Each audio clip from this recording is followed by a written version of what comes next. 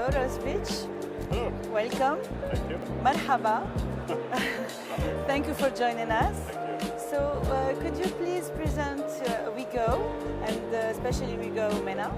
Sure. So, Wego is an online travel group. We focus on travelers that are living in the wider Middle East MENA region. It's about 100 million people now that have installed the Wego app over many years, and we help people figure out where to go for their vacations, to shop and book their flights and hotels.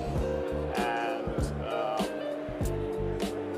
within Wego, we're primarily a B2C focused company. We focus on leisure travelers, but we also have a corporate travel division. We're helping companies and government departments travel more efficiently, so empowering the staff to book their own travel within the rules, the policies of the organization. And we have a hotel bed bank or B2B business as well. So we have direct relationships with thousands of hotels in the MENA region, and we make those available for other people to sell to other markets around the world, in China or Europe or the Americas. So sort of a diversified group, but online travel is the theme, and we aim to be a one-stop shop for everything you need for travel online.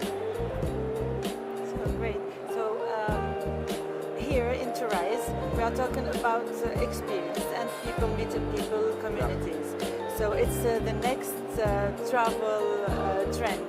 So the next generation travel, how is Wego using next gen tech and AI to redefine travel experiences, especially in the MENA region? Yeah, well, I mean, first of all, this Tourise conference is it's been kind of amazing. So first time at VAT, there's like thousands of people here, quite a senior level. So we're getting a lot of business done. And it's funny, like if you think back to a few years ago to COVID, when all the travel stopped, there was a lot of people forecasting, prognosticating that we weren't going to travel for business anymore. We were just going to get on Zoom or Teams, and I think this event is ample proof that that's not the case. That people still want to travel to meet people to get business done. But to your question about technology, AI specifically, so it's an incredible time to be in tech. There's a revolution underway. It started almost 3 years ago with the ChatGPT 3 was released, and it's a massive step up in capabilities. So organizations like mine would be using machine learning and data science to enrich our applications for many years. But what's now possible with the language models that are now available to work with is really incredible. So it's an exciting time to be in tech. We're embracing AI in a whole number of different ways. So we are there's a lot of basic automation we can do across the entire company. So we have teams working with every department, from finance to marketing to operations to customer service, figuring out ways we can automate routine processes that are getting done. We are using AI to build experiences into our product that wasn't possible before these technologies emerged. So more hyper-personalized. We're using the same thing for our marketing. So again, hyper-personalizing the marketing we're doing. All of our developers are using sort of code assistance that takes away a lot of the drudgery of development. So are you implementing AI assistance to better respond to have personalized offers to the next generation? Yeah, I mean, what we're trying to build into all of our apps, into our websites, is sort of an assistant who can it's like having a travel expert looking over your shoulder as you're trying to book your trip, right? It can offer you advice along the way, so offer you recommendations when it comes to hotels, or helping you figure out how to get from A to B most efficiently, or guiding you.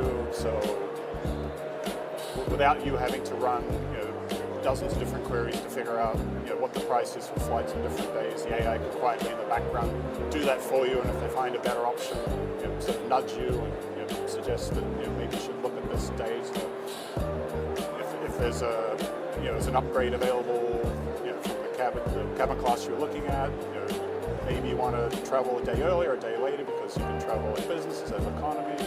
We can do all these queries for you in the background and just assist you through the booking process, right? So you should never have to fill in forms over and over again. We should be able to do that for you.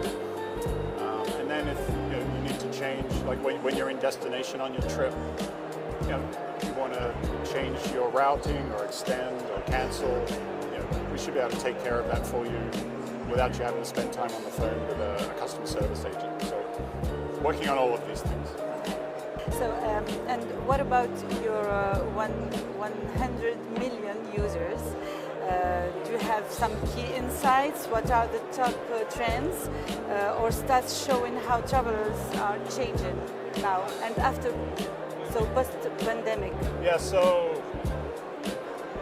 it's about 100 million people have downloaded our app. They're not all using. We don't have 100 million users every month, but over the course of the year, we see that many. So there was a couple of years during COVID when people couldn't travel, right? So there was a real desire to get out and see the world when the borders reopened and the planes started flying again. And we've seen something of a boom. We're now way above our 2019 pre-COVID levels. Our Middle East region is relatively young, and our user base reflects that. Pretty closely mirrors the entire population. So average age of Wego customers is about 28.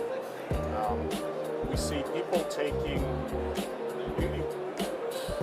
the younger somebody is on our platform, the more likely they are to be getting off the beaten track.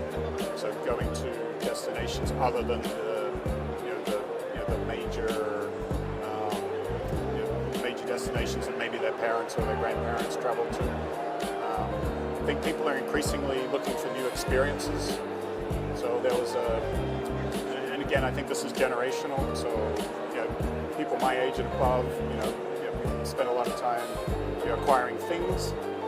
The younger you are, the less you care about owning things, right? You're happy to rent, to use Uber or Korean instead of buying a car, and a lot of this extra income, surplus income, is being invested on travel and experiences and seeing the world. So I think that's great for companies like mine and for the entire travel tourism industry. And I think if I had to make some predictions, I think the world travel tourism industry is going to grow significantly faster than GDP growth overall, largely because of this. So I suspect it'll more than double over the next decade. It's kind of another, back to your question on tech, I think if you look at what's going to happen in the next 5-10 years with AI, right, there's two sort of schools of thought. There's sort of optimists who think that there's going to be a massive productivity boom and a lot of world GDP growth will rapidly escalate, and there's sort of the more doom and pessimistic that think that AI is going to run out of control and destroy a lot of jobs. I'm sort of in the optimist camp, but cautiously optimistic. I think we will see a lot of destruction of white-collar jobs, particularly low-skill white-collar jobs.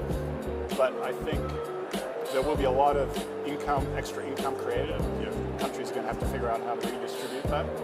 But I think there'll be a lot of people with a lot of extra time on their hands and a lot of extra income on their hands, which will end up being spent on travel and tourism. I think travel and tourism is going to be soak up a lot of the excess labor. So people that are people for whom are automated out of a job, I think will find opportunities in the travel and tourism and experiences sector as it grows over the next 5-10 years.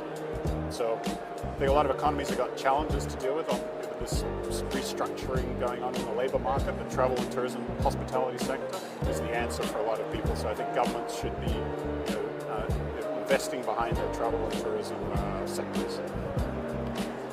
Okay, so what are if you have to name 3 quick wins for Tourise for the next tourism, the future of tourism, what would you say? Yeah. So I think Tourise has been a fabulous event. I hope I applaud the Minister of Tourism here in Saudi for the initiative. I hope it becomes an annual event.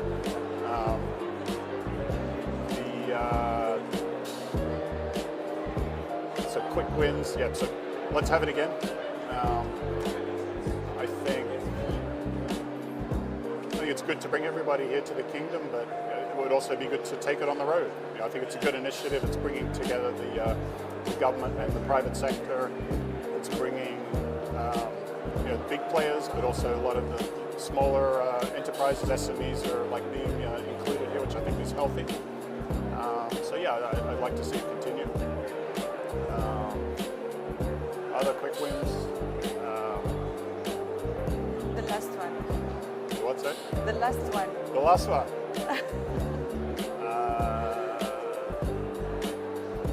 It would be good if they could move it earlier in the year. This is an incredibly busy time of year. So there was the World Travel Market in London last week.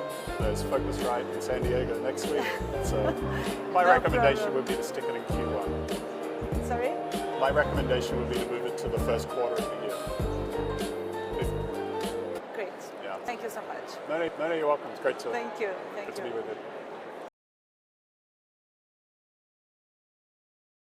In my opening remarks, I asked you to have fun. Have you had fun? Thank you very much for joining us for the first edition of Tourise, a vision 2 years ago. But we knew that the world of travel and tourism needs a conference, a summit, a gathering, a venue like Tourise.